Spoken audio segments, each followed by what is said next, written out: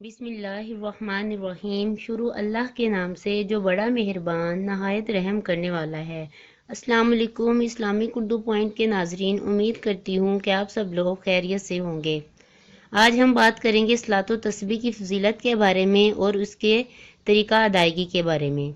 इस नमाज में बेइंतहा सवाब है। यहाँ तक उलमा कराम फरमाते हैं कि इस नमाज की फजीलत सुनकर इसे तर्क ना करेगा मगर दीन में सुस्ती करने वाला। हदीस शरीफ में वारिद कि अल्लाह ताला इस नमाज के पढ़ने वाले के गुनाह बख्श देगा, अगले पिछले नए पुराने, जो भूल कर किए और जो जान कर किए, छोटे किए या बड़े किए, पोशीदा किए या जाहिर किए। इसके बाद सलातो तस्बीह की तरकीब तालीम फरमाई। फिर फरमाया कि अगर तुमसे हो सके तो हर रोज़ एक बार पढ़ो, अगर रोज़ाना ना पढ़ सको तो फिर हफ्ता में एक बार, और ये भी ना हो सके तो हर महीना में एक बार, और ये भी ना कर सको तो साल में एक बार, वरना उम्र में एक बार इसको पढ़ लिया करो।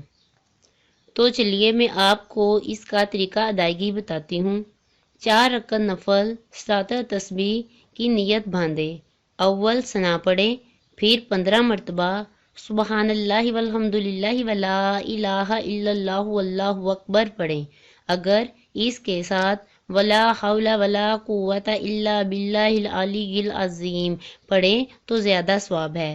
फिर अलहम्दु और सूरा पढ़ें, फिर 10 बार रुकू में, 10 बार फिर कोमा में, 10 बार फिर अव्वल सजदा में, 10 बार फिर जलसा में, 10 बार फिर दूसरे सजदा में पढ़ें।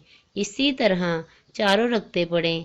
ये याद रहे कि शुरू में क़िराअत से पहले 15 मरतबा पढ़नी है, फिर 10-10 बार पढ़नी है।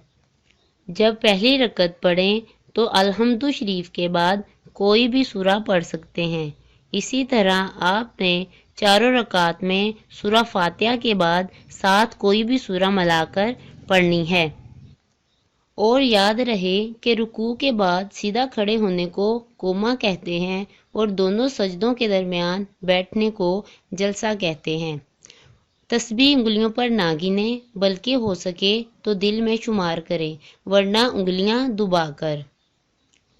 अगर इस नमाज में किसी गलती के बाइस सजदा सहू वाजिब हो तो सजदा करें और इन दोनों में ये तस्बीह ना पढ़ें। और अगर किसी जगह भूल कर 10 बार से कम पढ़े तो बेहतर ये है कि इसके बाद जो दूसरा मौका तस्बीह पढ़े का आए वहीं पढ़ ले, ताकि वो मिकदार पूरी हो जाए। और रुकू में भूला तो इसे सजदा ही में कहे, ना कि कोमा में, कि कोमा की मिकदार थोड़ी होती है, और पहले सजदे में भूले तो दूसरे में कहे, जलसा में नहीं। हर वक्त गैर मकरूह में ये नमाज पढ़ी जा सकती है, और बेहतर ये है कि ज़ोहर से पहले पढ़ें, यानी सुन्नते ज़ोहर और फ़र्ज़ के दरमियान में। अगर आपको मेरी वीडियो अच्छी लगी हो तो मेरे चैनल को सब्सक्राइब करें, लाइक करें और कमेंट करें। अल्लाह हाफ़िज़।